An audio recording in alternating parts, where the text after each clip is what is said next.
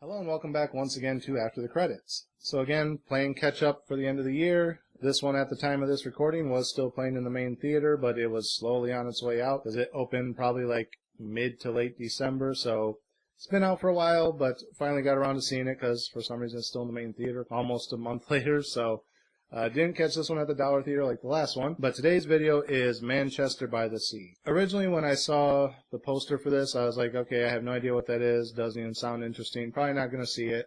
Then I saw one preview for it, and I was like, oh, that seems like it could be interesting after all, maybe I'll go see it, so I put it on the list. And then when it came out, I was like, other things kind of take priority over it, I don't really know if I'll get around to reviewing it.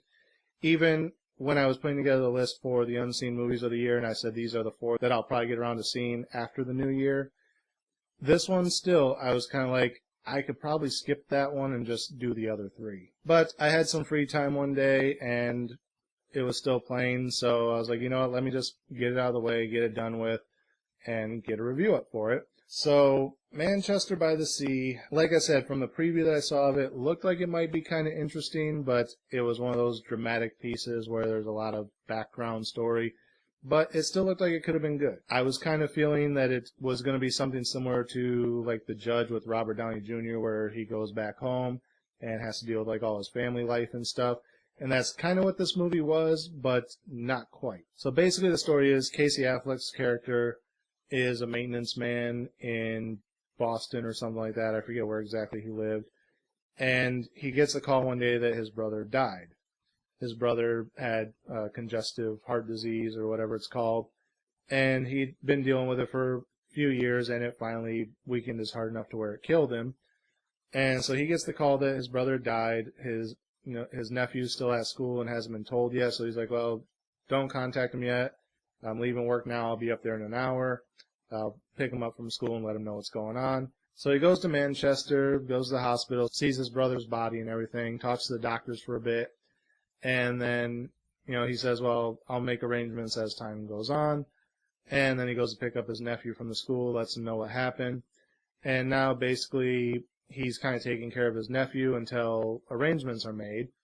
And when they go to the will reading, it turns out that his brother made him guardian, and he just has like this real freak out moment where he doesn't want to be the guardian. He doesn't mind like helping out right now, taking care of him and stuff, but to be his full-time guardian, he's kind of reluctant to. As the movie progresses, you find out why, and I'm not going to give it all away, but basically it has to do with he has an ex-wife, he had children, and obviously him living in another state, they're estranged, so it's kind of that whole doubt of, can I be a good parent based on my past?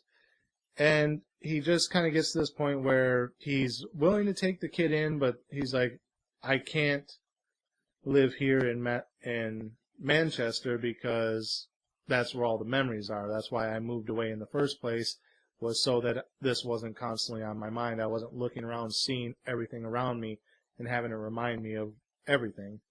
So at first he's telling the kid, if I'm going to be your guardian, you're going to come back to Boston, live with me, we'll get a bigger place, whatever. And the kid, of course, doesn't want to be uprooted. He's a teenager. He's in his school. He's on the hockey team. He has all his friends there. He's in a band. And he's like 17 years old or 16, 17 years old, so he doesn't want to just like go start a new school when he could just finish out his school where he's at. And he's like, well, my dad made arrangements for you to move here, why don't you just do that? So there's kind of like this back and forth butting of heads of, I'm not your father, but I am your guardian, so this is what I want you to do. And they're butting heads over who's in charge, because the boy is almost an adult, but at the same time he's not. I mean, you can't blame the kid for not wanting to be uprooted, especially when his dad made all these arrangements for his uncle to come there, but he never talked it over with his brother before passing, so there's that whole issue of why he left in the first place. So as time progresses, he's kind of warming up to the idea of maybe I'll move here, maybe it's not so bad, I'm kind of doing okay being here. And then once the funeral rolls around, his ex-wife shows up because she had stayed in contact and stayed good friends with his brother even though they had split. And she just felt that she should be there, and seeing her like reignites all these memories and whatnot. And he just has like a breakdown again. He's like, I just can't do it. Either you come back with me or we're going to have to figure out other arrangements.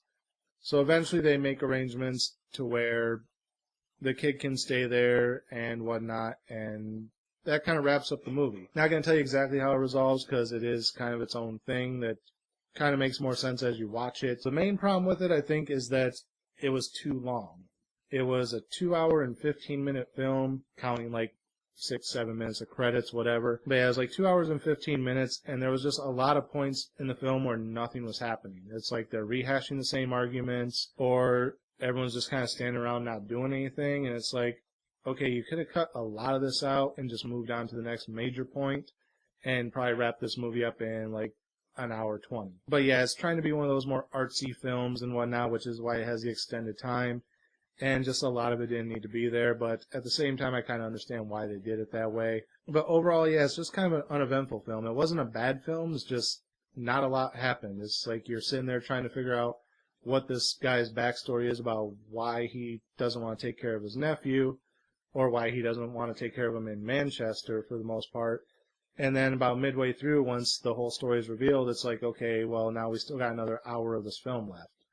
And so it's just like a lot of padding and everything. And it could have been trimmed down and been a lot better. And I think it could have carried a lot better than what it did with me.